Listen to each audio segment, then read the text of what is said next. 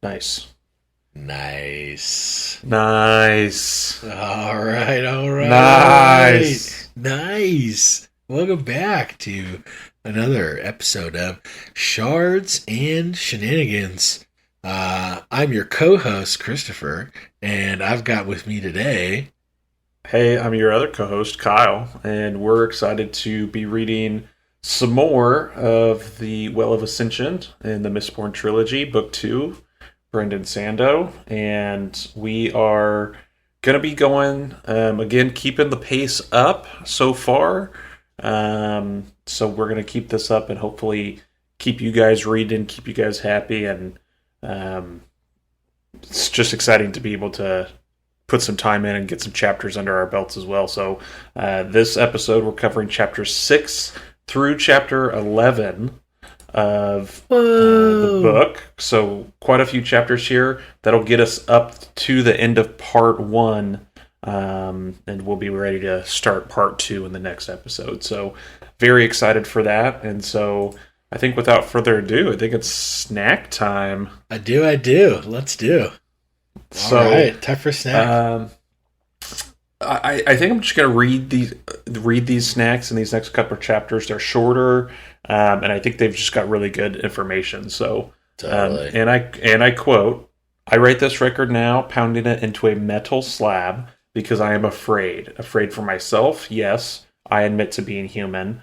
If Alendi does return from the Well of Ascension, I am certain that my death will be one of his first objectives. He is not an evil man, but he is a ruthless one. That is, I think, a product of what he has been through."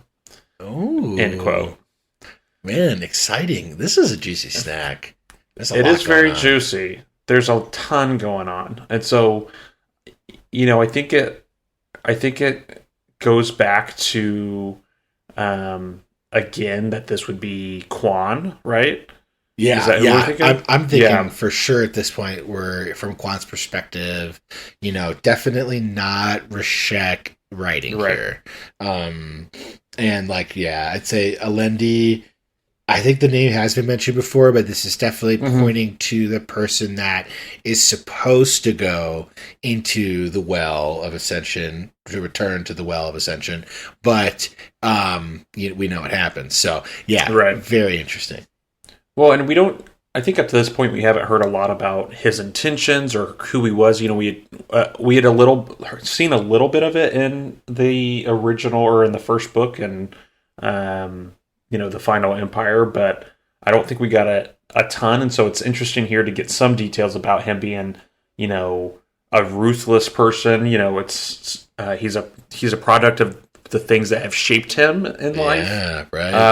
And some further snacks down the road, I think we're going to see a little bit more of that. So we'll just have to read on. Yeah, no, I agree. I think I just want to call out, it reminds me of the first snack of the book.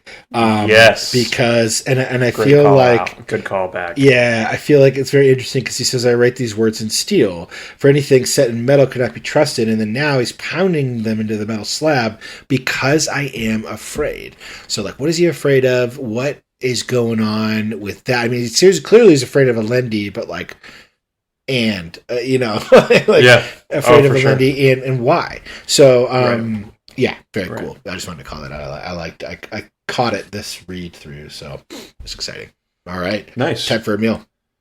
Yep, let's jump in. So we're back in a Ellen perspective here, and he's watching Vin and Ham spar. And so we left off at the end of chapter 5 with Ham and Vin being like, "Hey, come spar with us," and basically being like, "I don't need protection. Who needs to fight? I've got guards for that." Just being an idiot. And so he's watching them spar, and he thinks that any assassins that would be coming after him are going to be Allomancers and not just regular humans. Right. And I wrote in my notes, he is an idiot.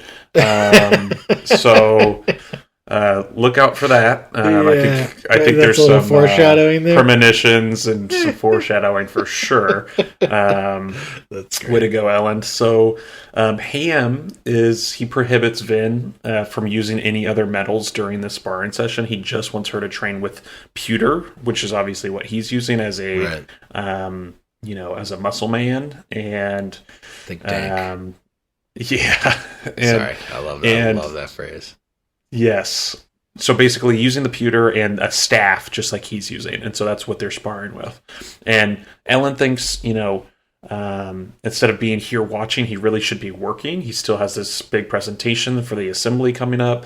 But the tension that he's been feeling for the last few days has really been getting to him. And he kind of just finds himself lingering. And I like that he mentions here that he's, while he likes, there's a place for ball gowns and, kind of like women in gowns and things. He specifically talks about Vin's tight clothing that she's wearing, how it looks good on her and all this stuff. And, he likes and so he's they're into it. And so as he's watching, Clubs walks up and he bets on Vin in this in this sparring session. Clubs is just great. Yeah, he's great here. So he's got some great lines and says, Ellen's basically like, dude, if I bet him against her, like it's not gonna go well for me. And Clubs eggs him on, and so Ellen does. He takes the bets against Vin. And, we're really seeing that Ellen has warmed up to Kelsier's crew.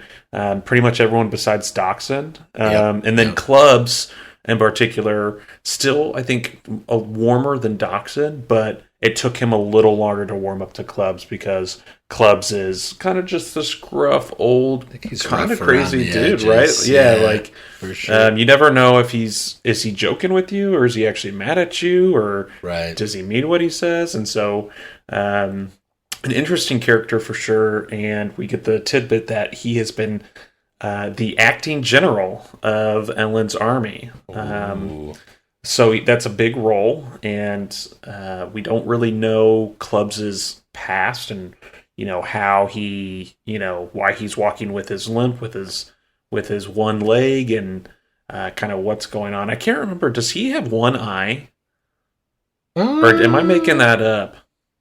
Oh, jeez. I mean, I feel like he's very gnarly looking. He's a face like a gnarled toadstool. I don't know if he has one eye, but that's the vibe I'm getting, right? Like that's the pirate vibe I'm getting from this guy. Yeah, grizzled veteran for sure. So anyway, maybe I made that up, but I like to envision him with an eye patch. I dig it. Yeah, and so they've bet on this sparring match, and another hand comes down, and we discover it is a spook. And well, actually, let me jump back. I've jumped ahead a little bit in my notes. So we discover that Spook is back in the city. He's not here yet. He will be shortly. But he's left a little trinket for Clubs. What is it? Tchotchke? Tchotchke. A little tchotchke? Yeah, nice. Yeah, a little tchotchke for Clubs on his doorstep with a note about, hey, this is what real carpenters are doing in Yelva City. Super sassy. Yeah, I know. Very unlike the Spook we knew from book one. Yes. It's great, and we're going to get more into that. But before we do, Clubs is saying that he really needs longer than a year to train the army, and that he's being a little sarcastic here, and I think just this is a little bit of his personality coming out, but he's like, yep, like, they're doing terribly. They couldn't beat up a group of old women with sticks. And then he goes on to say that he thinks that Straff's advance in the city is going to come within the week. Like, by the end of this week, we're going to be in it. And this is now, Spook has arrived, and another coin slams down by a bearded soldier who turns out to be Spook in disguise. And he said, my money's on Vin too. And then, so that's very plain English. And then he says, wasn't aware of calling out. Yeah. And so I was just like, here we go again. but we very quickly learn that he has outgrown his Eastern street slang and can mostly talk normal. He's about 16 now, and he's working as a spy, utilizing his 10 to enhance his senses to hear and see. So very, very cool that he's back, and he calls Clubs Uncle Grumbles, which is just like funny. And Clubs thinks that Ellen and the crew have tainted Spook, and that he used to be a good kid, like a good lad, and now like they've ruined him, which is just great. And I love this scene, dude. It's good. And so we finally get some info about kind of what everyone's been up to, and Spook was sent out to the west to spy. Seems that someone is spreading rumors to the warlords, I should say, in the west, that the Lord Ruler's ATM is inside of Luthadel, and we get the tidbit here that Breeze and his team have been trying to spread counter rumors, saying, "Hey, the ATM's gone. No one knows where it's at." But it seems like they're, someone else is spreading these counter rumors to that. And, Ellen asks if Spook knows where Breeze is. He does not. And then we get kind of redirecting our attention back to the sparring match. So they have kind of been ramping up the sparring session, and now it's kind of hitting like the peak of the apex of the match. And so Ham knocks Sven back, and she then gets up and charges at him and dodges his blow as he swings at her, and then she jumps up into the air. I mean, like super crazy high. Yeah, sick. And she comes down, and as she's coming down, she's able to use her club to, I guess, sweep Ham's legs out from under him, and he falls on his back, and then she lands on his chest and like just boops him in the head with her staff, and it's like, oh, I win. And Spook, who's very clearly at this point still into Vin, he's watching all this and he just goes, "Damn!" And so it's pretty cool. It's to see Vin. It's a great fight, it's a good scene. I think it's well written, and it's fun to see. I think Vin use like a single power as opposed to like a single metal instead of everything, and see her hone those skills, especially with an expert like Ham. So I'm definitely here for that. Vin, she runs off. She's going to get beverages for everybody, and Ham walks up, and he's actually hurting a little bit here. And Ham and Ellen are talking about Vin being extremely powerful, and Ham is now realizing that her small frame may actually be the better way to go. So, these people who burn pewter, Mistines, have always been like, oh, if I bulk up, then whatever metal I burn is going to enhance my strength even more because I'm already so strong. But he's now kind of seeing that, while Vin is smaller and maybe she doesn't have as much strength, the things that she can do with the pewter because she's smaller, like jump higher and use her muscles and her frame in a different way, makes her more maneuverable and not just, not this think tank, right? Like, and so the bulk it's pretty slow cool. Her down. Yeah. She's still like very powerful. So it's super not necessarily powerful. Like a correlation between size and power, which is cool. Well, and he calls he calls her an insect, far stronger than her mass or body would indicate. Yeah, and think tank. It's pretty cool. Yeah, it's pretty cool. And so Vin comes back. She's got the beverages, and she purposefully leaves Spook out. And at first, I'm like, oh well, maybe she doesn't recognize him because he's wearing the soldier getup.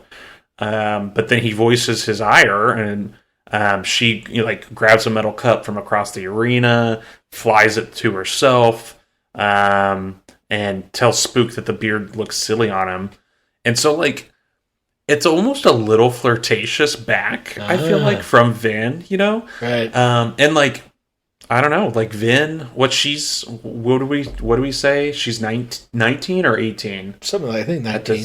Yeah. 19, and so he's 16, so that's 3 years. And then Ellen is what? He's a little bit older. I think 24 or 26. I wish I could remember. I think I had it in my notes. Let's see. Yeah, he's 23. So 4-year age difference for her and Ellen in the upward direction, and then a 3-ish year age difference in the downward direction for her and Spook. And so, I mean, I don't know that necessarily this is, gonna go anywhere, but I think she is being a little flirtatious back, which is just kind of interesting. And so Ellen notices when he puts his arm around Vin that Spook has this envy in his eyes, and he remembers, back to when he first met Spook, that Spook had, like, he could kind of see that he had this crush on Vin, and he's now seen it after he's been back from being away and going off to do spy shit, that it's still alive. So just a little bit of recognition there. And Vin frowns at Ellen as she's learning that he bet against her during, which is just Spook great. Kind of calls it out, and so does he. Kind of likes to shove it in his face a little bit. Yeah. So yeah, it's just kind of interesting what that dynamic will be in the future. So we'll see if there's going to be anything more there. But Spook does say, this is great too, I've got to find myself a woman. Yeah, because I think he kind of gets the vibe that Vin still is like on Team Ellen, So he's kind of like, I gotta figure this out, For sure. Yeah. That's a good. This is a funny conversation. He kind of. Where he's like, "Hey, can you give me a title? Like, can you make me a lord or something?" So, that's how you get girls, right? Like, yeah. So, and then Ham jumps in and he starts joking about Vin killing all of her competition, aka Shan. And I was like, "Dude, that's kind of sad. I don't like." Jesus, it got dark. It did get dark. And he's like, "Hey, Ellen, don't leave her or piss her off because she likes to kill people." So anyway, we leave here. Ellen and Vin go off to the kitchens, and Spook and Clubs are going to leave to talk about how Spook was able to steal one of Clubs' soldiers' uniforms. And Ellen he's really impressed with everyone's ability to laugh and make light of these situations. He wasn't really raised kind of the same way as these people, and they have found strength, right? This crew in each other and in friendship, and what we're doing might suck, but we're doing it together, and that's the most important part. And so, right. They're laughing and trying to make light of the situation, and he is just constantly impressed by that, and he's pointing it out here, and that's something that he hasn't really, I think, experienced for himself up to this point. So it's cool to see him get into that a little bit. And then to wrap out the chapter, Ursur's there, and he's in his full wolfhound form now. He's looking great, looks just like the wolfhound, and he talks about taking a great time and effort to take this form, and Vin's like, "Yeah, you already mentioned that," and it's just like, Vin, come on, man! She's really stop being so sassy. Yeah, she's really ribbing on him, but she doesn't tell the crew that he is the wolfhound. Not yet. Yeah, which is interesting. Oh yeah, because this is where she just sees him later. Yeah, sorry, but yeah, yes, okay, yeah, and so Ursur says taking this form is offensive and degrading, but he would die before breaking the contract. Yeah, and very interesting. Vin tells Ursur, "Hey, we're going to be spending a lot more time together," which we remember from last episode, that Ellen's insistence that happen. And she then tells him, "Hey, I hope you can keep up." And that's the end of chapter 6. Let's see if you can keep up. She's going to test him. Yeah, she's going to keep, pushing Ursur. Yeah, great chapter. Really stoked. I love the fight with him. The sparring with him. It was really fun.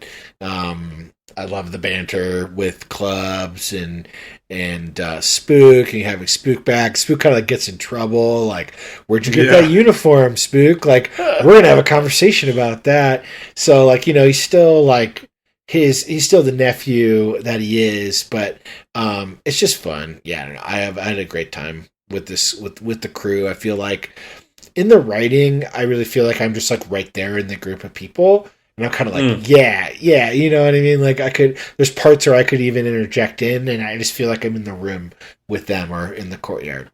So, sure. Yeah, it's pretty sweet. Very relatable. It's very relatable. Yeah, totally. The crew. Well, yeah, what'd you think?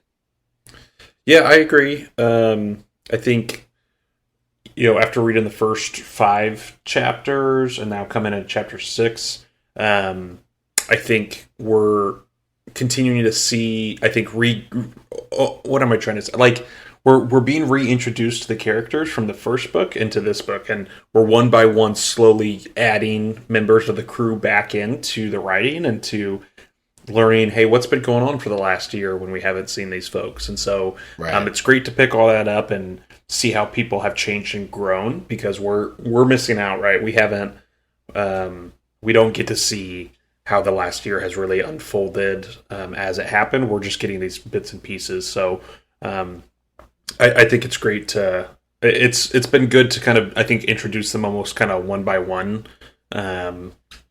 and just kind of hear how they're doing. So it's cool. I'm about it. Hell yeah. It's a lot of fun. Well, really excited for the next chapter. We got another perspective, another introduction back to the character. So what do you say? Ready for a snack? Well, let's do it. Let's do the snack. So I'm going to just read this one too. Quote, "I am also afraid, however, that all I have known, that my story will be forgotten. I'm afraid for the world that is to come, afraid my plans will fail, afraid of a doom even worse than the deepness." End quote. So this does not sound like Quan to me. This sounds like a Lindy. I'm with you on that one. I think this is, we're back to an Lindy writing this prior to when Rashek would have taken over the journal or whatever, Yeah, no, I totally agree. It's like back into the fear, and then this, concern with the deepness, and like this kind of impending doom sense that was prevalent in the writing, like close to his end. I feel like we're still close to the well of Ascension here in terms of his timeline, but yeah, I agree with you there. It's a juicy snack. If Alendi has this plan to keep the deepness at bay, and he's afraid of his plans are going to fail, and then Rashek takes over and basically, we think kills Alendi and takes his place in the well, like, how does he know that this... Because when Vin kills him at the end of the first book, he says, "You don't know what I do for humanity or for mankind," or whatever he says. Right. So, like, how did he know, like... Are these the same plans that he then took over? Or, were they all, like, did Alendi share what was going on with the group? It just makes you wonder, like, was he doing the exact same thing that Alendi was planning on doing? Or was he doing a different version of it? Maybe Alendi's plan was going to be great, and it was going to be prosperous for everybody. And like, he's... Yeah, so it's just hard to know, I think, at this point, exactly how those two stories diverge. Oh, I totally agree. And also, like, another big question comes out of this, right? Afraid of a doom even worse than the deepness. What's worse than that? According to, like, that hasn't been named, or, you know what I mean? Like, there hasn't been a lot of description placed onto that concept. So, yeah, I don't know. It's exciting. It is exciting. It's a good one. It is good. So after that snack, we'll jump into chapter 7. So Sazed's back. Love a chapter with Sazed. And so he is in a village teaching children how to read. This is awesome, man. Very wholesome. Yeah. Very wholesome. Nice mission that he's on. And he's been among these rural Ska for a year now, basically trying to teach them and serve in his true role as a keeper. And we get a little bit about what that really means. And he's constantly surprised by the rough conditions of these people, of the Ska, and how little that they actually have. And so in this specific area, he took the elders of this group of Ska up to the plantation, like the plantation manor, to scavenge because that plantation manor had been abandoned by whoever was actually in charge, whichever noble family was running it. And he was kind of hoping that they would stay in the manor, shelter, and they all refused. They opted to return down to their hovels. And it's likely out of fear for what the manor stood for, right? And kind of like trauma response, right, yeah, and they just don't understand generations of trauma, 1,000 years trauma. Well, and being taught that like, hey, these people, are better than you, and this Lord Ruler's the God, and this religion that's not really true. Like they've just been. Their belief system is so deeply ingrained into them. Anything outside of that just doesn't make sense. And it's probably scary to them. Honestly. So scary. Well, when they're inside the manor, they won't even venture away from Sazed. Like, they just stay right by his side as he's like, hey, like, check this out. Let's try to get some food and see what we can do in here. Right. And so it's just sad. And Sazed really thought when the collapse, and I think something to point out here, which I was really honing in on, I think, on the first book, is collapse is capitalized. So collapse is capitalized like it's a very historical event, right? Like something that is, I don't know if it's in a religious sense. That's why we're capitalizing this or what, but it's to be noted that, hey, the thing that happened, like where Vin toppled the Lord Ruler and the final empire, the collapse. Like, this has weight. History has those things too, right? Industrial revolutions capitalized, apartheid capitalized, you know what I mean? You can lowercase it as well, but like, I think that it is calling out this like one very significant event. And I think that's like part of how history and religion really overlap in a lot of ways, is that like religion keeps history as part of it, right? And yeah, I just think it has a lot to do with his focus on religion as a keeper specifically, as well as like, his documenting of history and kind of being a scholar, things like that. Right. So Sazed thought when this collapse happened, he would be met with rejoicing and excited people. Like, they're eager to learn their lost ways, and he was met with the exact opposite. Little interest in change and lots of fear. And so he's supposed to be teaching. He wasn't even really supposed to be investigating these claims of people that, that the mists were coming out in the day, or that, like, people died when the mists came out during the day and kind of almost, like, seemed to attack people. Like, he wasn't even really out to do this. He's supposed to be out here teaching and spreading the knowledge. That's the whole mission of the Keepers. And he, it's fun here, is considered reckless and foolish amongst his people. And I don't know, because we get a word here, the synod. Or synod. The synod? I think synod is... Synod. Yeah. And it sounds like that's almost like the council or the group that is in charge of the Keepers. Yeah. And this is who is kind of having these feelings towards him. And so he feels like in everything that's been going on over the last year, he's missing something. Like, the collapse wasn't the end of it, and that there's still something yet to come, more dangers to be met. And he's really conflicted, and he's like, well, maybe, if I were to go back to Luthadel, it's just because, I just want the excitement, right? Like, I've had all these last couple years of being part of the rebellion and working, and his brethren, I think the Synod, have not forgiven him for the things he has done, which I don't, forgiven him. Like, but then we learn he was supposed to be waiting on the sidelines with them for this rebellion. They weren't supposed to be active participants. They're supposed to be, waiting in the wings for things to change and not being the one driving that change. Right. And so this 100%. Is why he is in trouble. And which is unfortunate, because I feel like he played such a great role, and he God, he was the best. Yeah, agreed. He's the best. It's one of my favorites.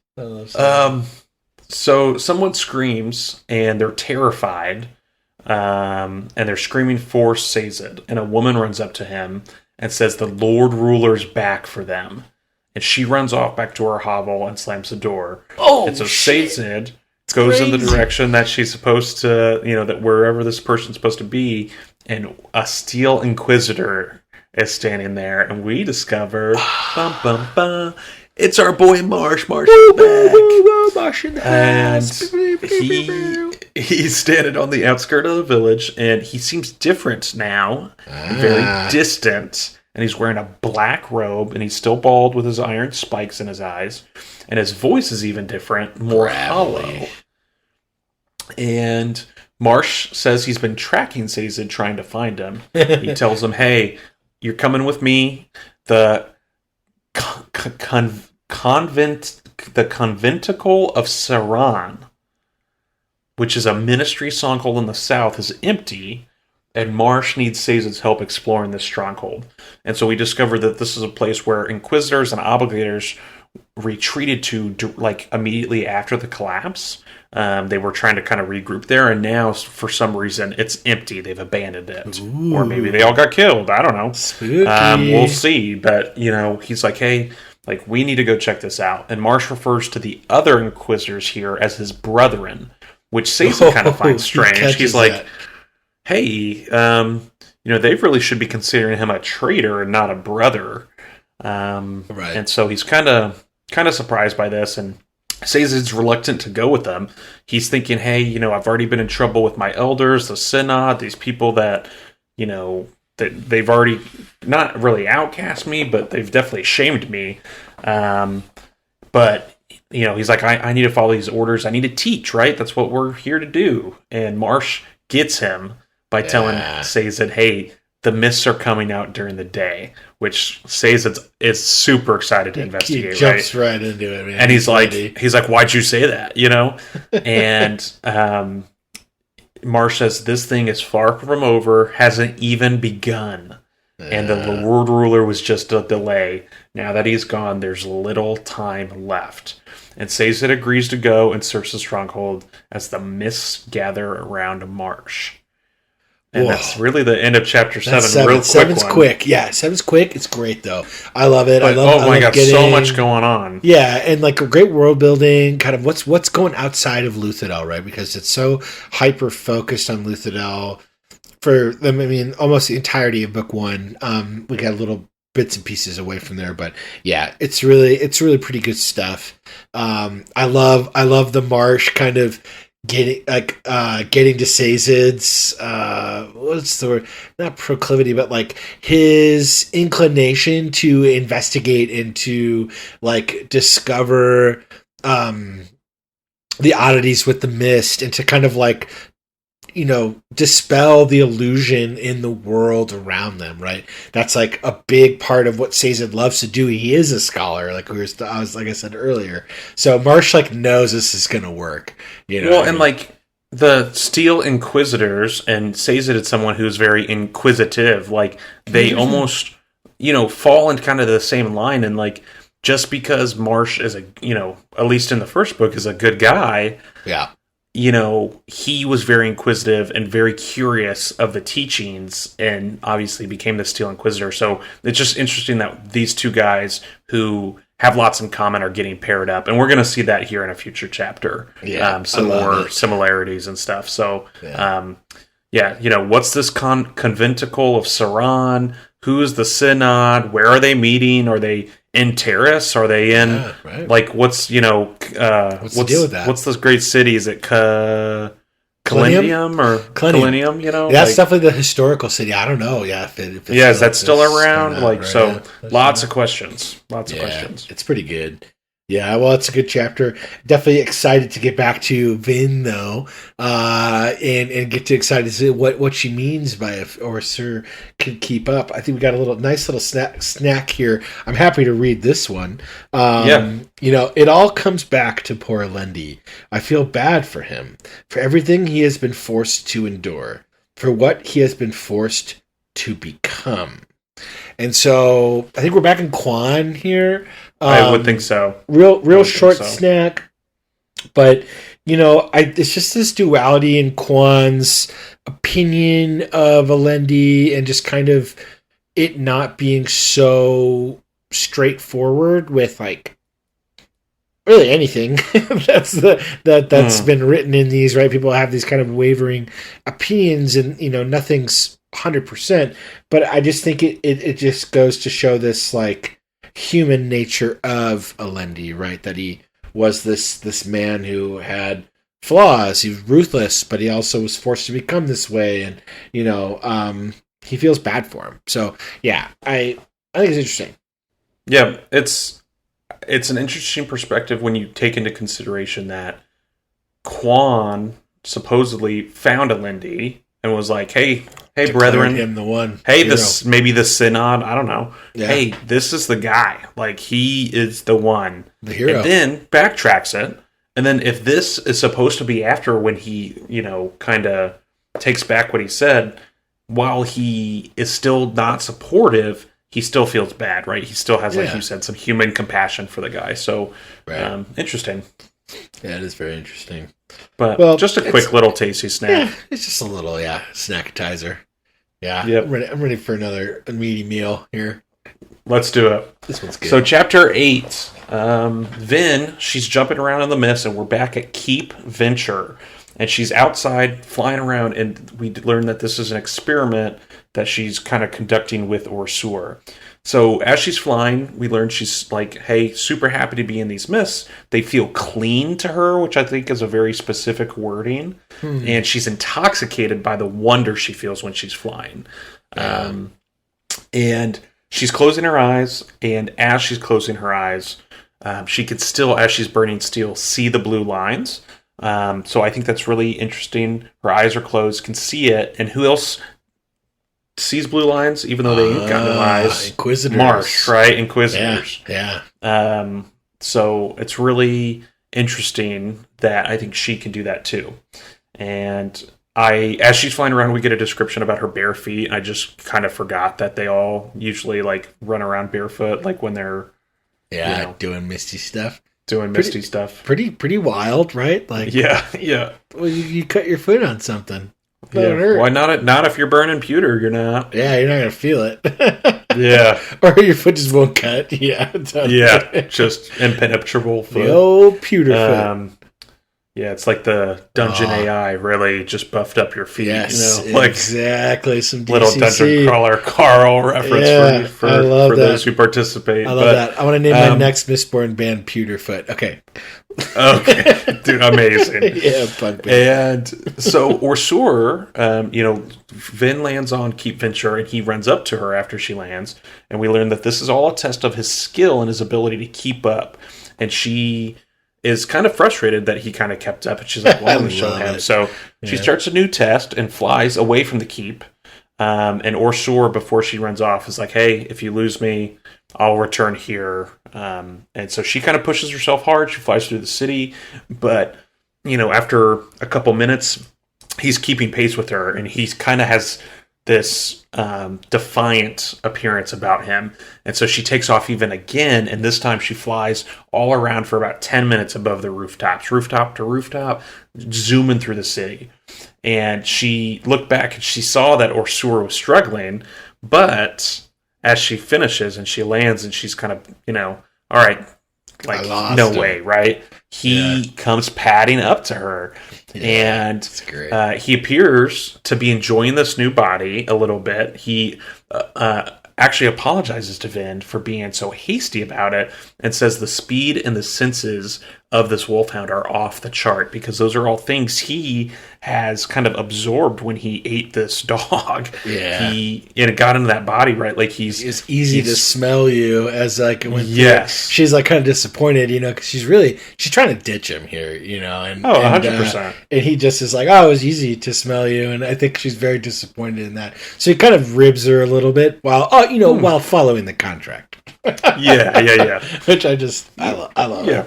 Well, contracts are up to interpretation, Yeah, for sure. Absolutely. So Orsur actually asks her about that, right? He says, why are you dodging me? And how am I supposed to protect you? And she's like, well, you can't kill anybody. Like, you're not going to kill anybody. He says, no, but I can go get help. And she then remembers, oh, well, when I was fighting those 8 assassins, all those Mistines and the Mistborn, he did have my atium, and he got me my atium, which saved your life. And he, it's just, saved your life here. And she kind of is like, okay, and he's huffing and puffing, like this wasn't no small task for him to catch up to her. And she kind of has this thought of like, well, I didn't really know that he needed to breathe. this Chandra. Right. And then she again thinks about him eating Kelsier. So I don't know if she'll ever get over that, but she brings it up again. And we're getting talks of clips, which is some economical term here for the smallest coin in circulation in the Empire. Yep. And it's the perfect coin to push off of in the entire economy. And I'm thinking that obviously this economy was built on these powers by the nobleman and by the Lord Ruler, and that was probably by design, right? Like, you would design the cheapest, smallest coin to be the perfect size for you to just throw away as you want to zoom across the city. Yeah, if you're a rich Mistborn, though. Not if you were like a struggling Vin thief, and she kind of like calls it out like, oh, a handful of this would have been a treasure for me as a thief child, but now, right? It's whatever. It's gas. Well, and she, I mean, and I think right to that specific point, we see that, hey, she's keeping stores of dried food in her room. Yeah. Like, she hasn't gone hungry in a very, very long time, but she still has that preservation and some of that trauma, where she's going to kind of protect herself and do what she needs to do. So, very on the nose with that. And she has thoughts about using the last of the atium in order to keep herself alive, and how that has now exposed Elend to Mistborn assassins. And she's specifically thinking about the Watcher. So she pulls out the Duralumin. Yep, Duralumin. Duralumin. So she pulls it out, and she's thinking, hey, for centuries, people thought of the basic 10 metals plus golden atium. But golden atium weren't actually pairs, as everyone thought, and that's more recent discovery. And that malatium is the pair to atium, and that's what gave Vin the clue she needed to defeat the Lord Ruler back at the end of the last book. Mm-hmm. And Sazed went south to do his teachings. In part, Vin thinks, because this is the direction Kelsier said, he found the 11th metal and the legends of how to find it. And Sazed has really been upset, I guess maybe a year ago or whatever, he was really upset that he could not figure out what legends Kelsier spoke of, and he wanted to collect those for himself. And copper is the only other metal that does not provide a noticeable and immediate effect like this Duralumin. Say it one more time. Duralumin? Thanks, buddy. Yeah. I'm really struggling with this. It's a weird word. The audiobook makes it a lot easier, but yeah. Duralumin. And so, while she's having all these thoughts about, hey, how are these associated? How can I use this metal? Because up to this point, when she burned it, nothing happened. And so she's trying to think, hey, is this associated somehow like with copper where you can't really notice it? Or, hey, Sazed's going to the south because that's where Kelsier found the 11th metal. And she's having all these kind of thoughts and kind of almost in this, not a brain fog, but, she's kind of maybe staring off into space, thinking about stuff. And as she's doing that, she spots movement.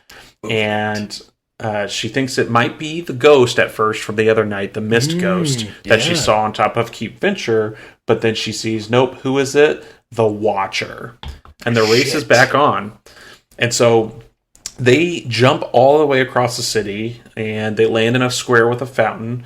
And there's, a fight is a loose term here. They almost kind of fight, and she pulls her daggers out, but they don't really get close to each other. There's no like physical contact or anything like that. And, after she pulls out her daggers, he takes off again, whoever this Watcher is. And he's not wearing a mist cloak. We'll get into that in a little bit. I want to bring that back up. Yeah. Vin follows him and finds this narrow alleyway, and she doesn't see him there, but she traced him there. And she's like, okay, well, let me use my copper cloud piercing ability, because I doubt he knows I can do that, to sense where he's at. And she does sense him in a building next to the alley, hiding behind some shutters. And she kind of sees all the metal that he would have used to like swing into the window and then pull them shut right behind him, these shutters. And she's like, well, no time like the present. Maybe, this Duralumin is only going to be able to be used in the presence of another Mistine or Mistborn. Like, I don't know, let's just, in the middle of a maybe possible fight for my life, let's try something new. Yeah. And so risky. She burns it, and what happens? Ring. Ears are ringing. There's been an explosion of her senses. And when she kind of comes to, she's jostled. And she comes to a second later, and she realizes that, she was burning other metals while she was when she burned this Duralumin. And, while burning any other metal forces her to burn them. Like, as she's burning that, while she's burning the other metals, it forces those other metals to be burned off in one fell swoop, in one instance, all at once. Almost like going Super Saiyan. Like, oh, dude, it's just like, nice, like this, like crazy, like big, huge burst of power. Yeah, well, it's like she gets hit by a flashbang while burning tin. You know what I mean? Because she's got all her senses enhanced, but then like it's too much, right? Like it's intense on her. So but not good thing to happen to you in the middle of a fight. Nope. And so Orsor pads up to her specifically because of that, and he notices that something's wrong, and he has obviously kept up with her this whole time as she flew all across the city with the Watcher. And he's like, hey, do you need my assistance? And she says no. But he then runs into the alleyway, and he returns with her belt and the vials of metal she had in it from the alleyway. He brought it with her. And Vin has this thought of like, wow, that was thoughtful, right? Like, I didn't tell him to bring my belt with him. And although Orsor says he's just following the contract, she thinks that he's maybe doing a little more, and like maybe he's either trying to show goodwill or, show a good face, or maybe he likes her, and like he wants to help her. Right. And so Vin looks up, she sees, hey, the shutters are open, Watcher's no longer there, he's probably fled, and then she notices something behind her, it spins around, and he had just landed behind her. And he kind of just gives her this funny look like, why'd you fall down? Like, what happened? Yeah. And she whispers to his 10 enhanced ears, and I wonder, like, is that quiet enough where Orsor can't hear? Or with his senses and this dog body, maybe he hears it too. And, like, why is she even whispering? I don't know. It's interesting. And she says, maybe I did it to lure you closer, which obviously isn't true. And he smiles and nods. And she's like, who are you? And he says, I'm an enemy. Ooh. And he kind of puts his hand out to, like, ward her back or, like, keep her back. And she says, well, why'd you help me with all the assassins the other night? And he said, because he's insane. And Vin's like, I've seen insane. I lived on the streets. I worked with these crews. I know what insane looks like, and this guy doesn't look insane, and she's not buying it. And she kind of feels this camaraderie with him, right? Like she wants to talk to him.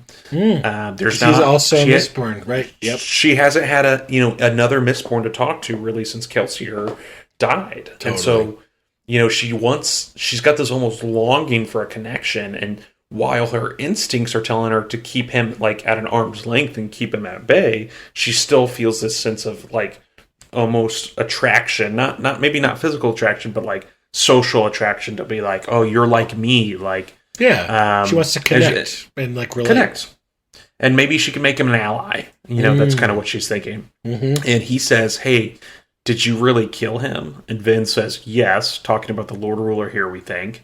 Yeah. And then he goes, this Watcher says, why do you play their games?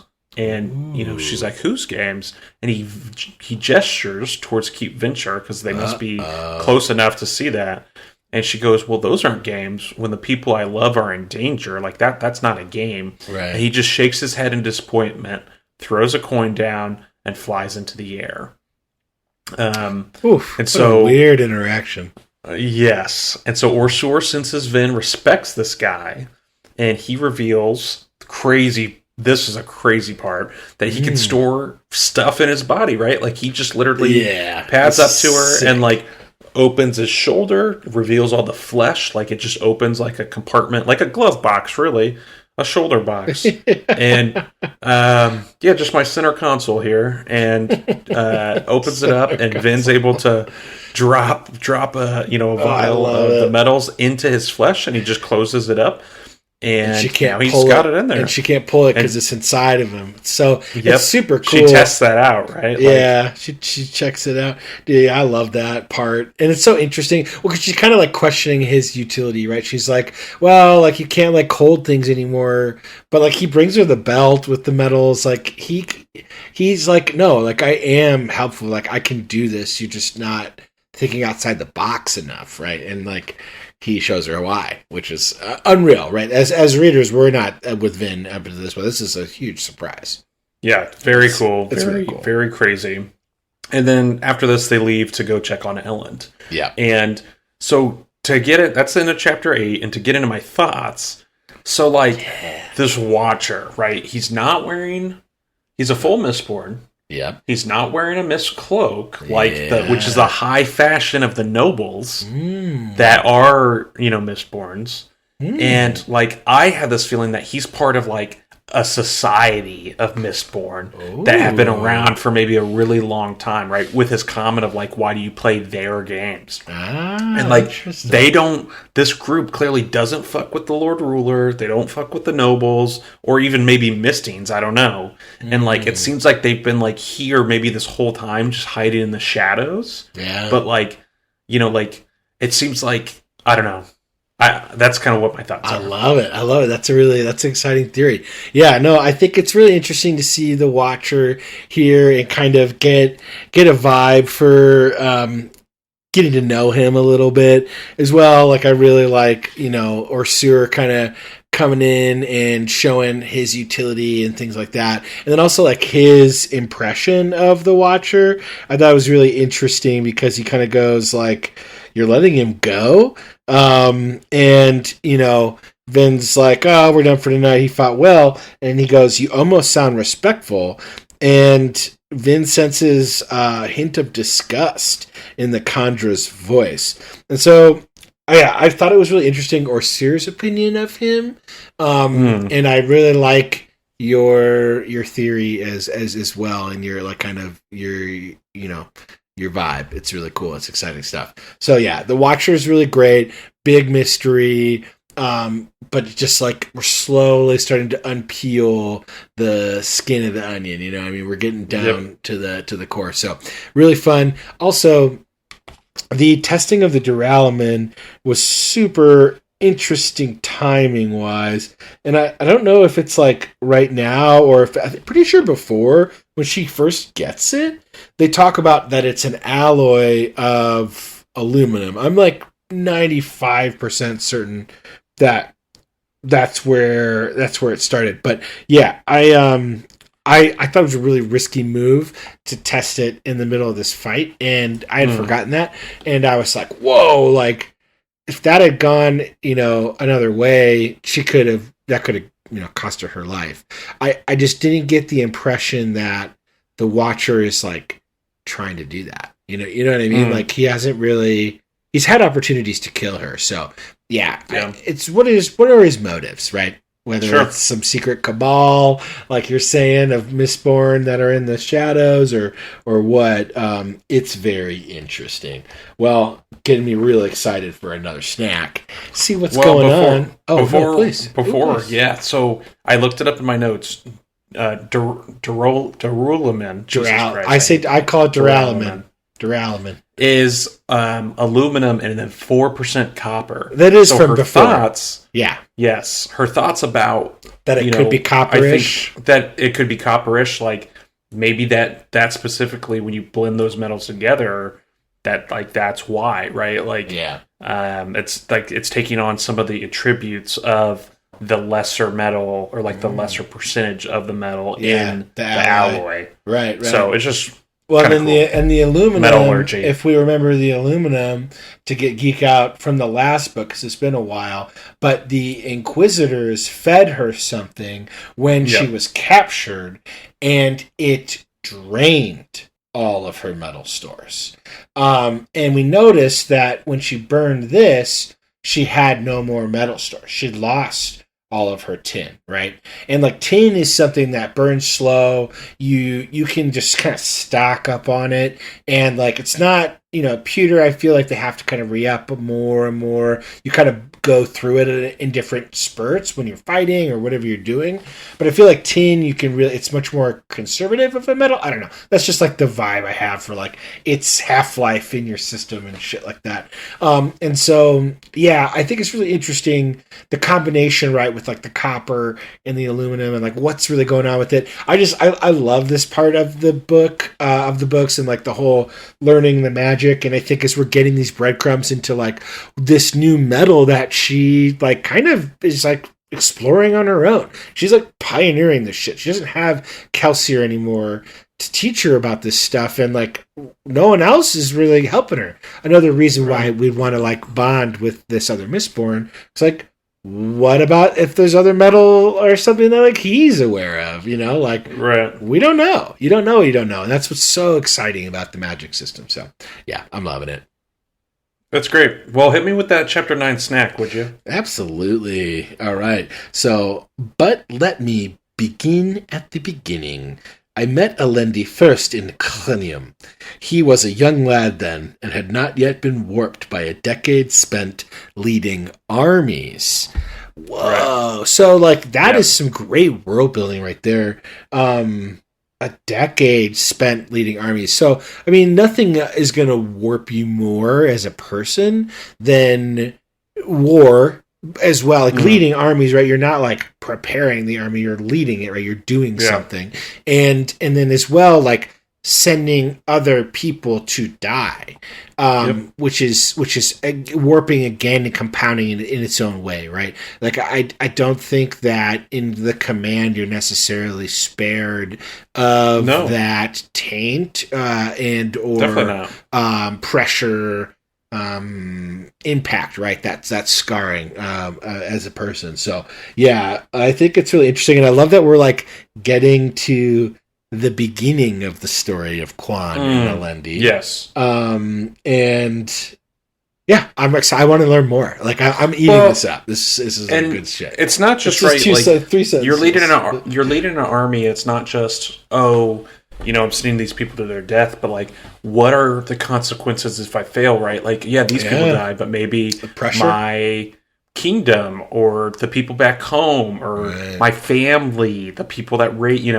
whoever I care and love about, like if we fail here, they all could die too, right? So and future generations, there's a lot of pressure. Absolutely. Pressure makes diamonds, and we'll see. I don't know if Alendi is going to end up being the diamond in the rough or not. So no, we know. We already know.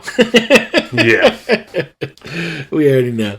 All right, but this is a pretty fun. Yeah, this is going to be short, quick, fast chapter. We're going to rip through it. Here we go. Yeah, let's do it. So Marsh and Sazed, we're back in their land here.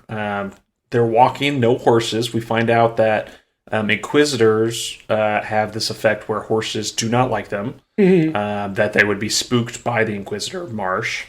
And Sazed is commenting again on how Marsh is, like, he just seems harder.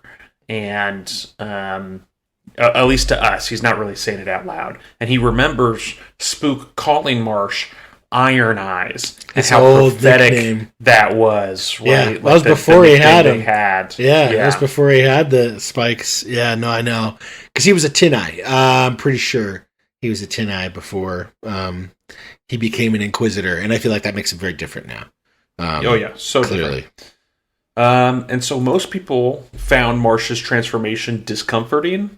It sounds like even people in the crew, that Sazed has really been trying to keep their friendship open, and like they're both interested, like we were mentioning earlier, they're both interested in scholarship and history and the religious climate of the Final Empire. And we think that like Marsh came looking for Sazed, so maybe they're still cool, and maybe still friends. And that's kind of what Sazed is thinking, like, hey, he still sees me as an equal and someone to bounce ideas off of and do stuff to. Yeah, totally. And so Marsh here is convincing Sazed, hey, like, when we're done in the strongholds, like, we're going back to Luthadel. And, Sazed's like, no, I can't do that. I'm supposed to be teaching. And Marsh convinces him. He goes, nope, you're coming to Luthadel after we clear the stronghold. And here Marsh calls the Ska, at least the Ska that Sazed's working with, he like literally calls them trash, right? He calls them peasants and says they're not worth his time. And that Sazed needs to be where this action is in Luthadel, and that lots of stuff's getting ready to go down. And the crew, and especially Vin, will need him, tugging on those heartstrings with the Vin comment. Yeah, and for sure. I love this quote. These things, support, counsel, and kindness, were vital to every person, and most especially to Vin. And, that thought is what's really swaying him here.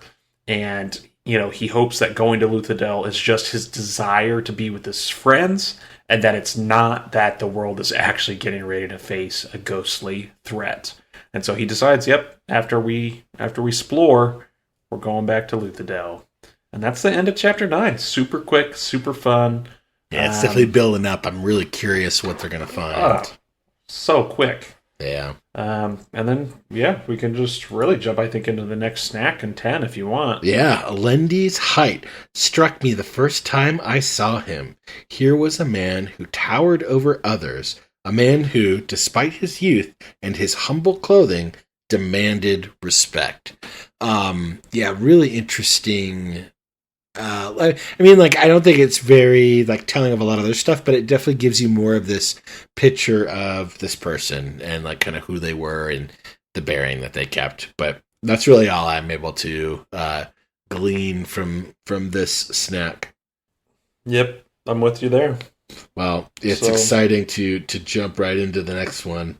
Because let's do it. It's assembly day. Dude, the meeting is here. Yeah. We're doing it. The big meeting. Ellen's been stressing, you know what I mean? He's been practicing his speech, he's been checking it twice, and he's been doing his best to get ready for it. So, it's an exciting day. But we just jump right in, I guess. Yeah, so Ellen's been preparing for this meeting. The time is now, and the assembly hall for the assemblies in the Old Steel Ministry Canton of Finance building.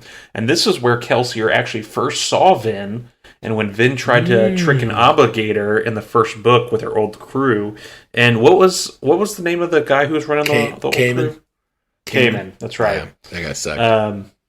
He did suck. He did. Don't have to worry about him anymore. He did. Yep. And so Ellen, he's preparing to speak here.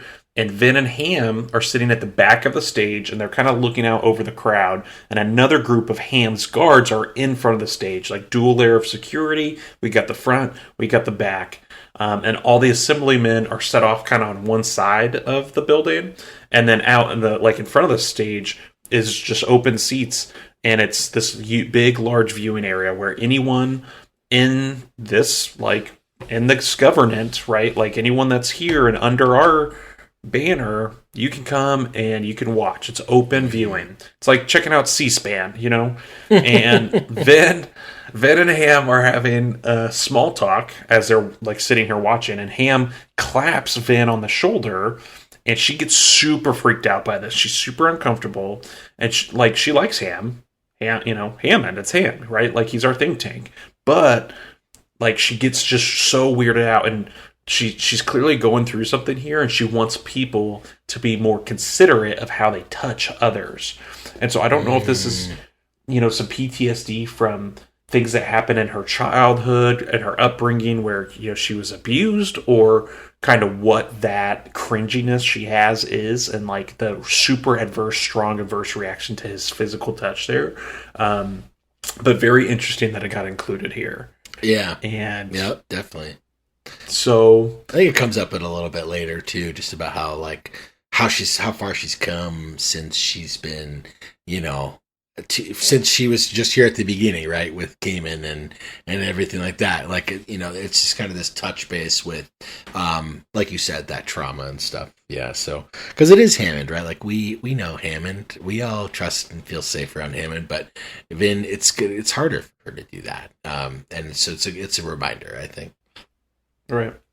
So, yeah, they're having the small talk, and we learn that while typically few people come to watch the assembly meetings, to Ellen's dismay, today the gallery is actually packed. And we think, hey, with the army approaching, they're camped out outside of the city. All these people are on edge. They want to know what's going on.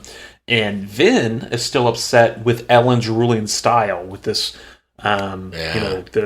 this kind of how he's governing democratic monarchy, or what is it? Something republic? I don't know. I have to go back. Kind of like a republic-y, yeah, no, for sure. Some kind of representation of different classes as well, but not strictly democratic, but I think it's like approaching that in terms of its essence, but it's in like a more of a transition period, right, where different classes are trying to get represented. And I still feel like the lowest of the low, like serfs, are only being represented by really Ellen's like ideologies.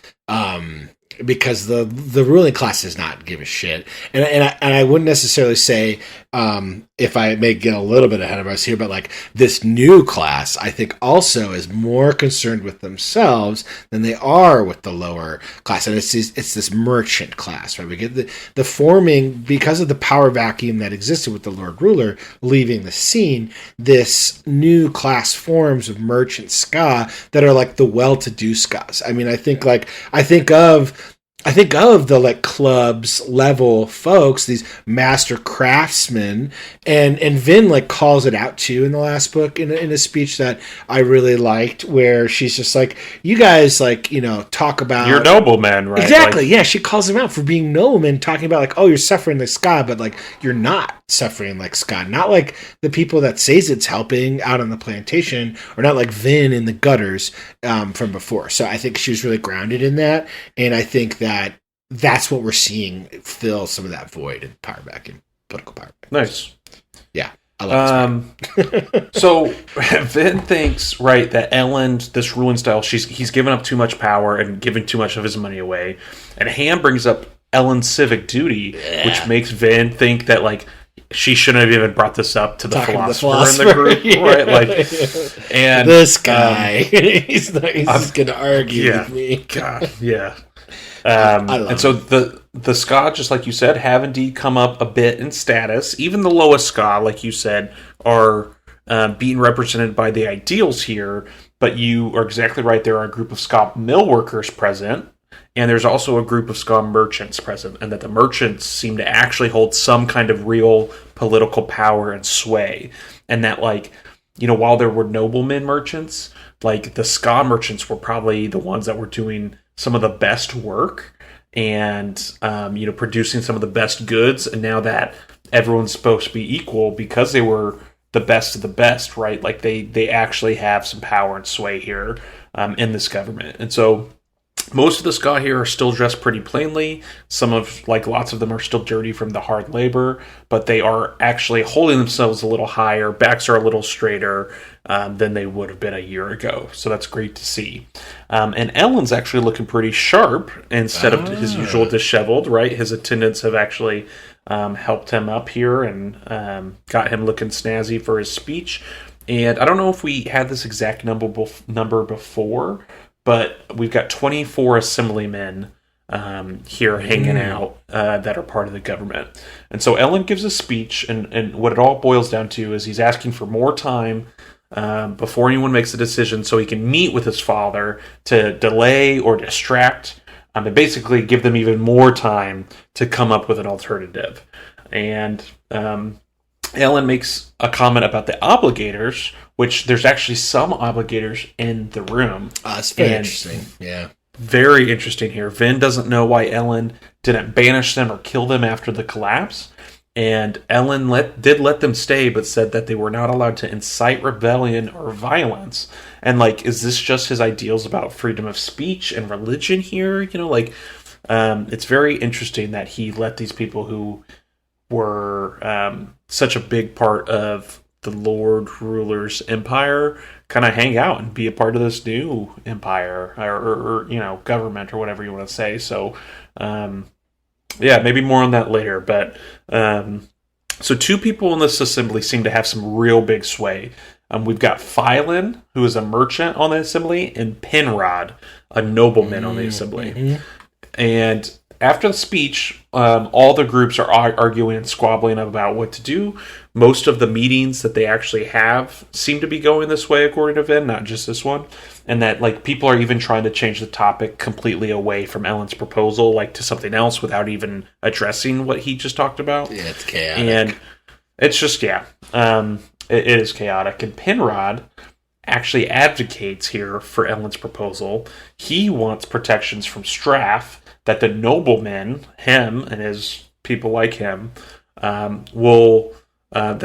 have stayed in the city will still have a place once Straff takes over the city. Not if Straff takes over the city. Like, hey, when Straff's back here and he's in charge, which is inevitable, we just want to make sure we're not outcast or killed. Like, we want to still have a place, and that's why he wants us to go forward. And Phylan, for the merchants, he kind of tries to agree with Penrod here, but Penrod kind of undermines him and tells him, like, hey, you don't really get what I'm saying.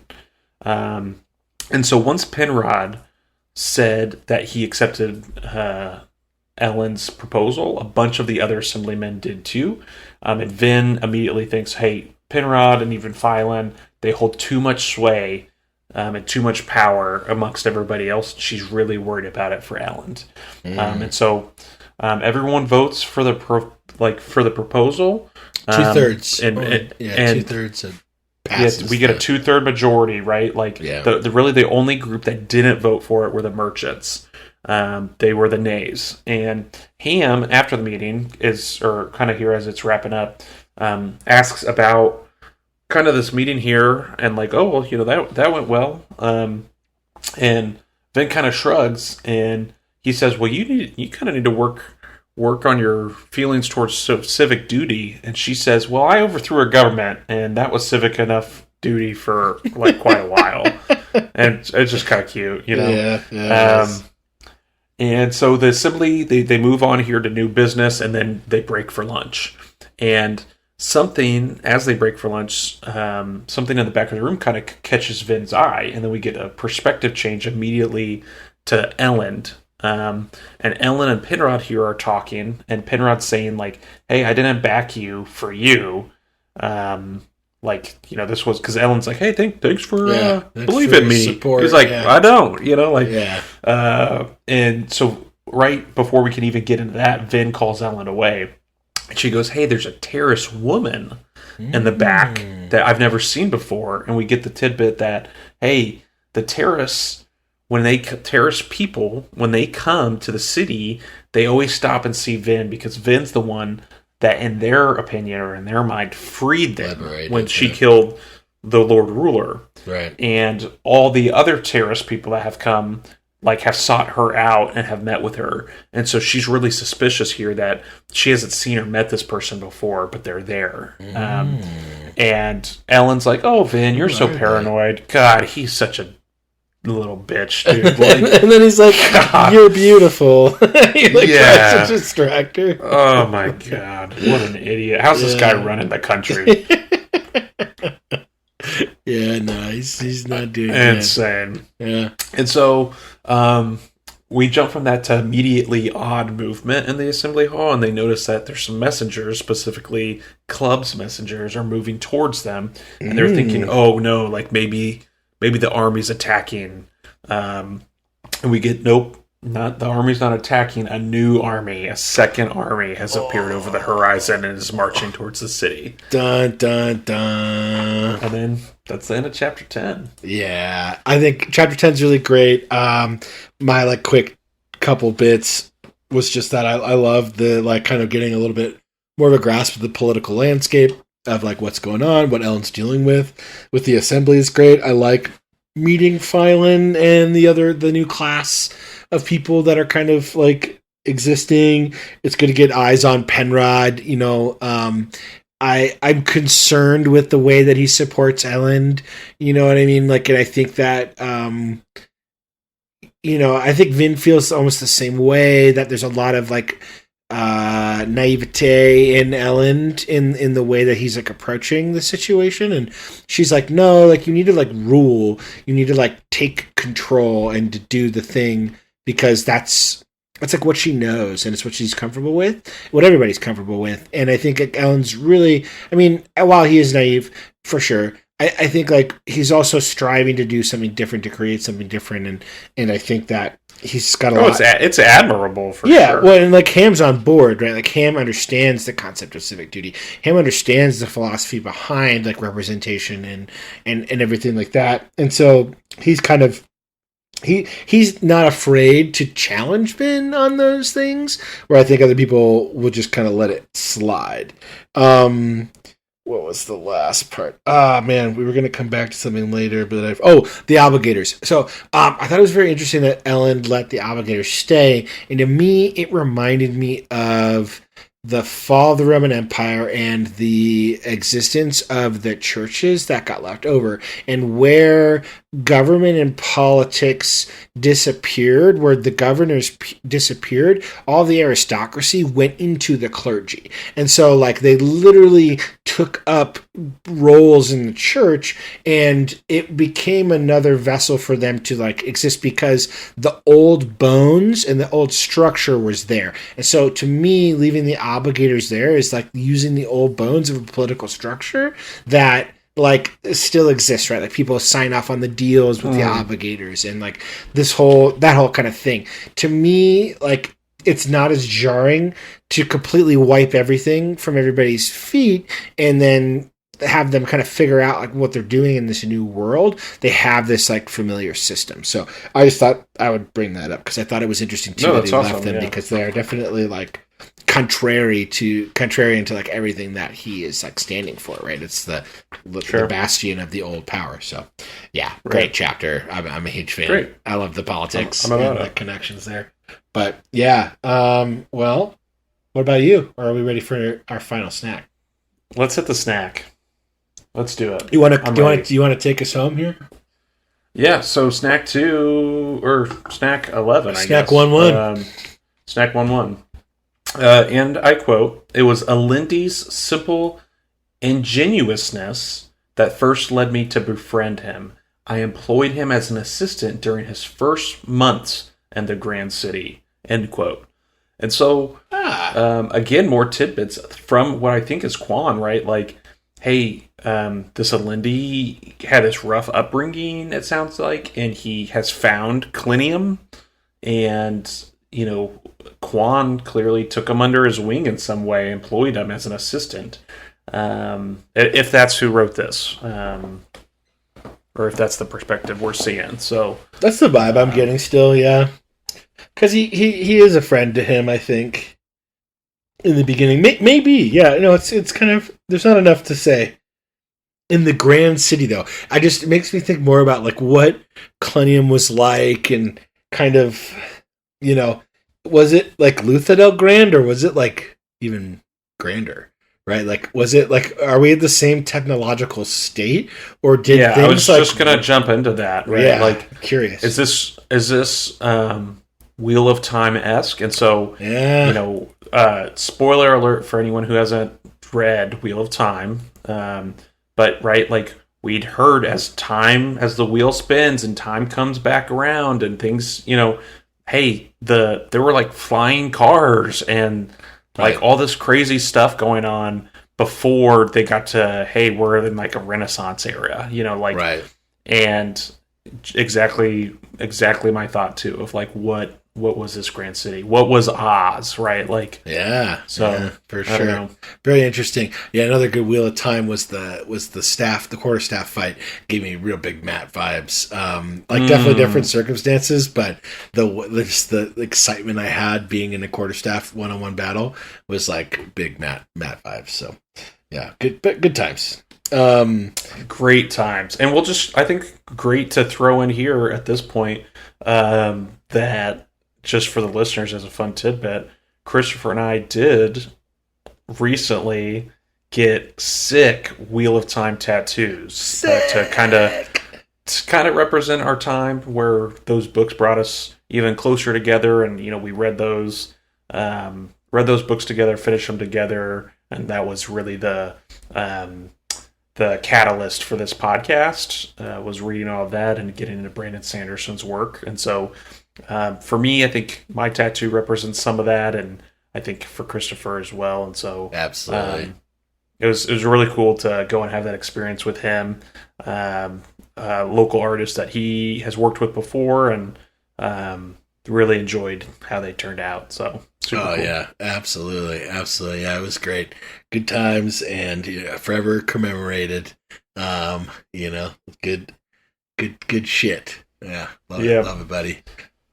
Love you, man. Well, let's do it. Let's jump into this last meal. So, chapter 11, and we're back in an Ellen perspective here. He's sitting on top of the wall, looking out at the approaching second army, and he's got Vin and Clubs and Orsur with him. And the second army is flying Set's banner, who, if we remember, was the one that sent the assassins the other night, only like 3 nights ago.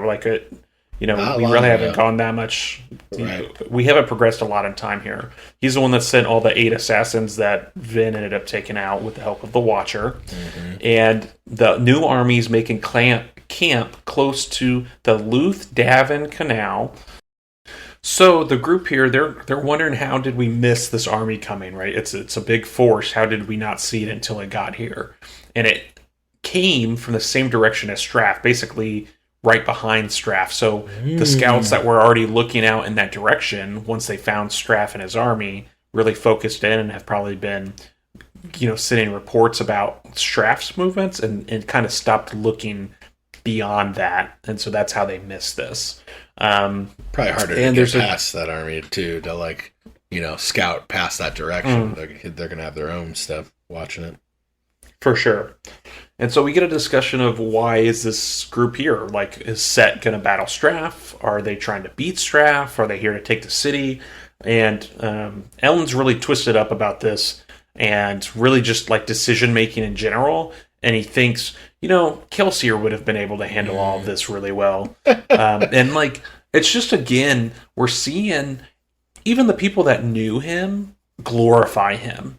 And, whether it's Ellen, and Ellen didn't even know him that well, but we do see a lot in these last couple of chapters. At all. You know what I mean? He just knew of him. Right. He saved Ellen's life once. That was it. Kelsier hated him. That's true. But everyone's right. It's just, I think it's noteworthy that everyone's glorifying him and almost treating him as like a god or a deity or someone. The deification of Kelsier, 100%. I'm tracking. He would know what to do, and I don't know if you remember. I'm sure you do. He would have just Kelsier, rolled the dice. He rolled the dice. His plans were shit. He had an entire plan that we followed for half of that book that then they just threw out. Yeah, and we're like, well, that's not going to work. Let's do a Vince plan. Yeah. Yeah, we're going to build this army and whatever and do it. Oh, no, none of that works. He was not, he was not perfect. No, it's just interesting that he's so glorified. But anyway, so Vin spots someone on horseback riding out from the Set camp, and she uses her enhanced senses to see, it's Breeze. Breeze is back, and he's bringing a group of 24 archers that are chasing him with him. And they're getting ready to take him out, right? They're knocking arrows. Oh yeah, and they're far away. And they're far away, very far away. And Vin uses her Duralumin in combination with her pewter and steel, and she pushes off the battlement and rockets. I mean, she soars across the open plains here to where Breeze is riding. And for someone who's never shot themselves out of a figurative cannon before, her aim was killer. Because, we'll get to that. As she's flying through the sky, she feels weird that, it's daytime. See the ground. I can see the ground. There's no mist. I don't have my mist cloak on. And while she's flying, she has the forethought, which I think is very cool here, that she's got to replenish these metals, right? She's burning those two. They're now gone. Right. And so she pulls out a vial, flying midair, downs it, and then throws a coin on the ground and lands right between Breeze as he's right and like past her, and then the archers that are approaching him, which is just like, for someone who's never done that before, pretty cool. Yeah. It's a very. Speaking of though, because it's kind of we just were talking about it. It's a very Kelsier plan. You know what I mean? Yeah, let's go for it. Half cocked. I've never done this before. I'm just gonna go for it. This could same thing with the Duralumin. Yeah. She just is a lot like Kelsier in a lot of ways. In the way, especially in the way that she's a Mistborn. Well, and she's also like, just like he was, and we get. I think there's a note about it. I don't know if it's in this chapter or the chapter previous, but like a note about how Kelsier's really only been doing this for like years. 2 years before, because he snapped. And like that's about where Vin is, right. So like it's just kind of crazy. It is. So anyway, as she lands in between them, the front archer released his arrow, steel-tipped arrowhead, or maybe not steel, but a metal-tipped arrowhead, and Vin pushes against it, and it strikes. The arrowhead forces backward through the rest of the arrow and goes right back and hits the archer in the face. He's gone. And then she pushes off the horseshoes of the next few archers that are riding towards her, and they all go flying and crashing. And so the push from that flies her backwards, and now she's flying through air backwards, kind of like parallel to Breeze, and she just gives him a wink, like, hey, what's up? And so then she leaves him, pulls herself back towards the next archer, slams feet first into him, taking him out, and she's like, okay, I've done enough damage, let's disengage. They can get their dead, let's get out of here. But then they all start to knock stone arrows. So when they do that, she uses her Duralumin again and burns steel.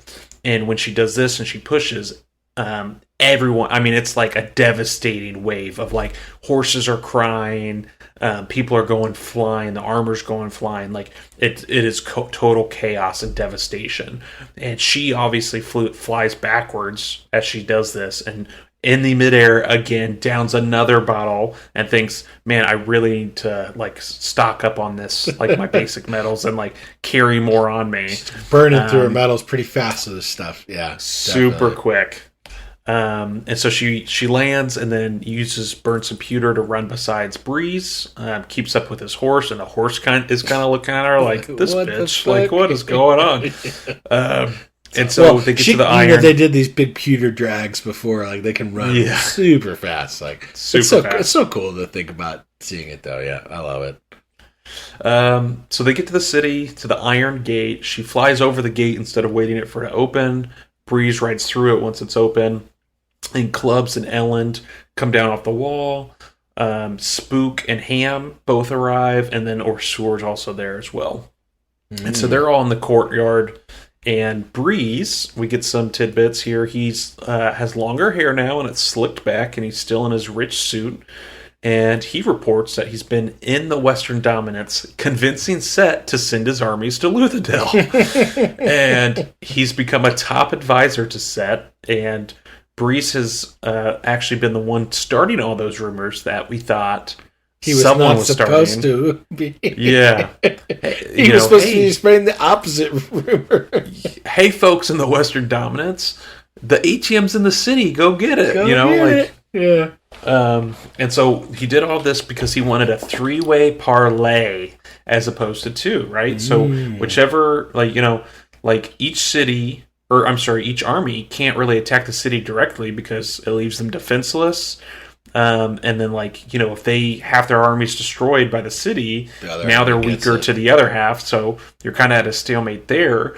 And if someone joins Ellen's side, now you're going to have an advantage over the other one, and so they're going to want to kind of bargain and negotiate. And so this is all to kind of create a standoff and give the city more time. And he thinks it's going to create a siege of the city that should last a couple months. Set was going to arrive about 5 days sooner, him and his army, but someone, in quotes, slowed them down by poisoning the water supply, giving everyone diarrhea. So good move on whoever that was. And Breeze and Ham kind of go back and forth here with some good quips. It's really fun. And, Vin's dog, like, oh, you got a dog now, like it not being a poodle. It's good stuff. Not important to the story, but it's certainly made me laugh through there. And Orsur is also like undercover this whole time, right? He is just the dog. He's just not the dog. Like speaking like Lord Renew would have. Lord Renew, like with the crew, like he's not really doing that, which is interesting. Well, so Ellen calls for some carriages, and they're going back to the keep, and him and Vin and Orsur are riding together, and he asks Vin about, hey, why are you keeping Orsur a secret? And he's like, you've made some great progress in trust, and she really he's saying these like really affirmative words to her, and is really boosting her up, and she just can't even believe that this guy loves her, she is having some feelings about it. She's self-sabotaging again. Self-sabotaging. And a guard runs up to them as they get to the palace, and hey, we found a skeleton in Vin's room, Lady Vin's rooms. And okay, yeah, no big deal. Ursur's body, when he changed into the dog, the skeleton of the human body that he was occupying, he had to, poop it out, I guess. I don't know. And so that's on the ground, and they put it in a basket, and the maids found it. Not a big deal. But hey, we found some, we brought some dogs in, and it's, I actually didn't write it down here, but I want to mention it, who this was that actually brought this in.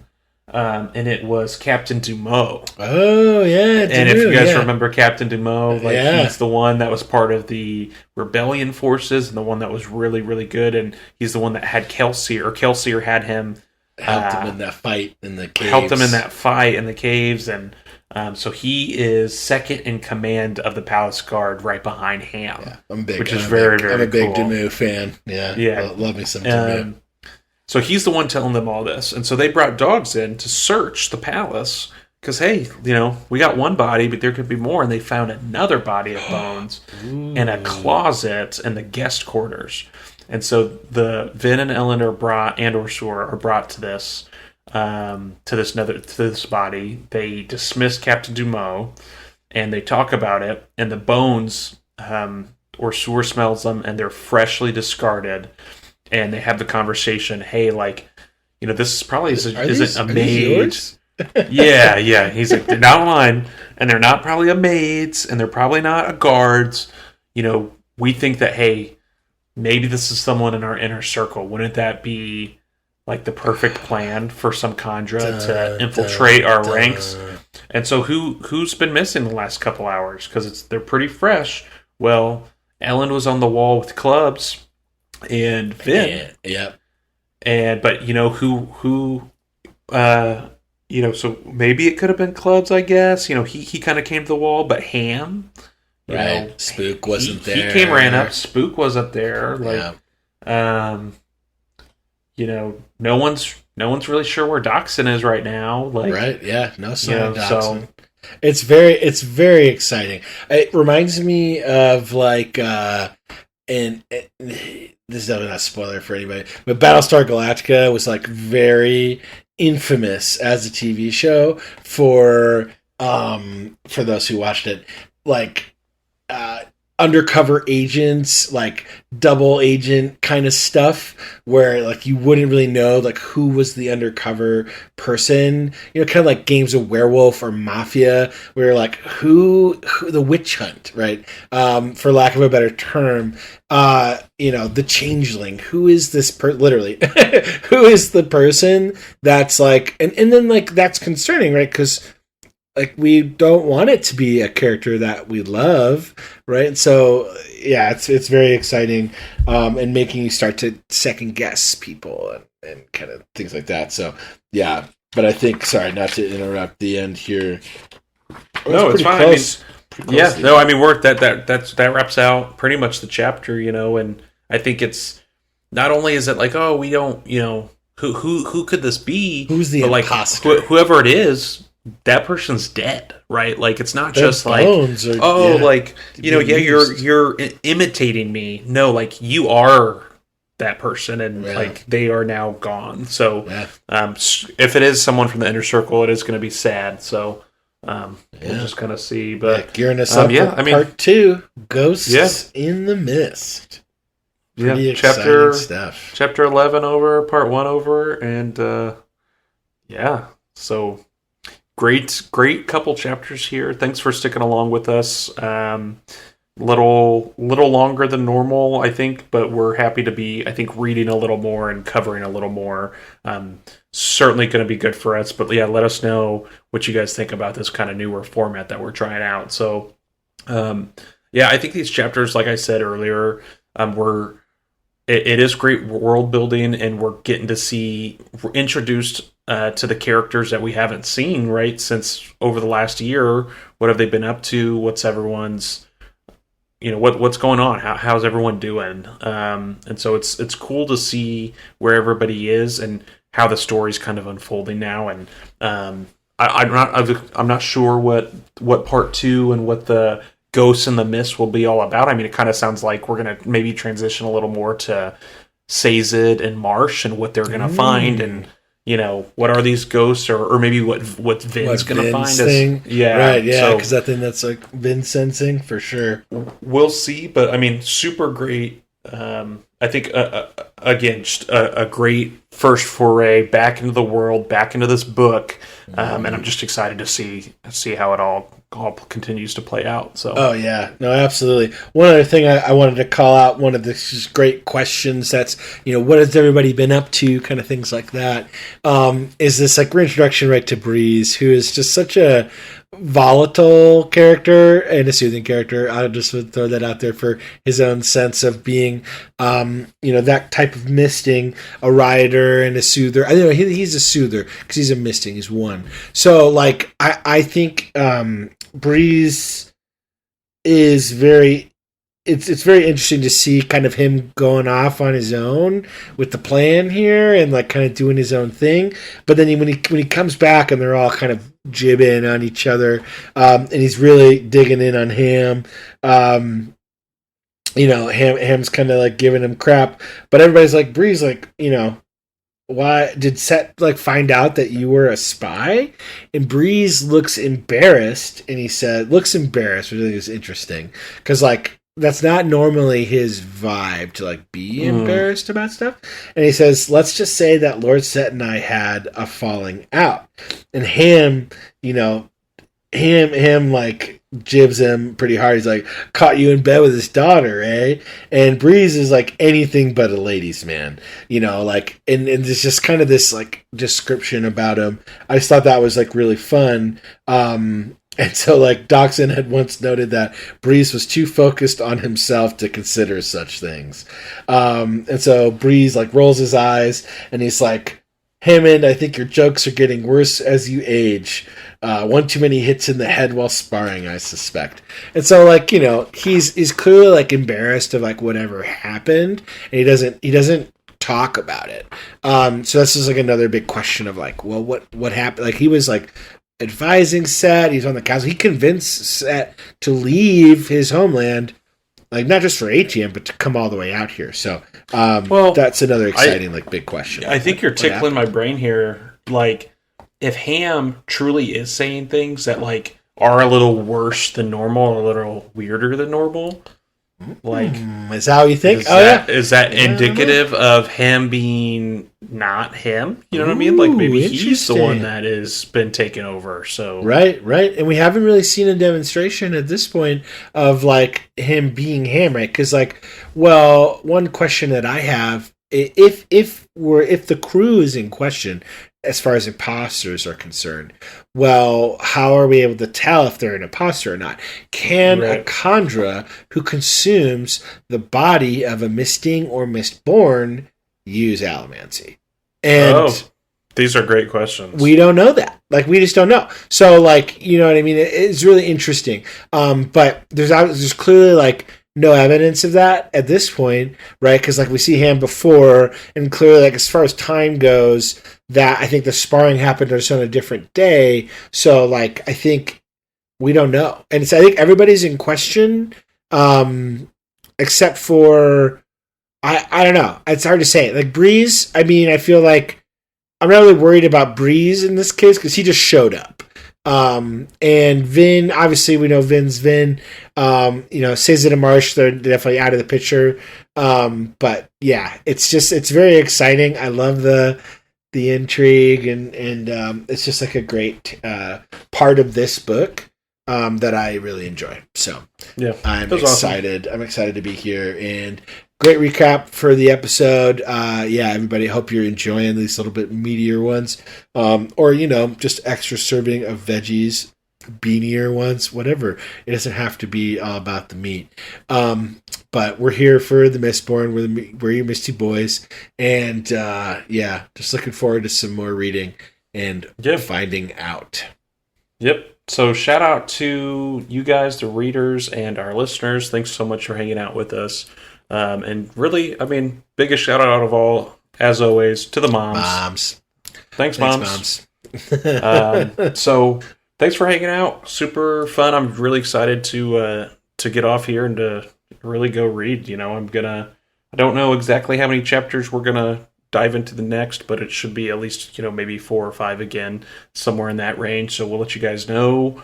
You can check us out on the socials. We'll try to drop before the episode drops out how much you need to read. That way, when the episode comes out, you can go ahead and listen. So look out for that, and we'll talk to you guys soon. Talk to you soon, Misty fans. Take care. Misty Boys out. Misty Boys out. Shards and Shenanigans. Another fun time. Beep. Beep. Beep, beep.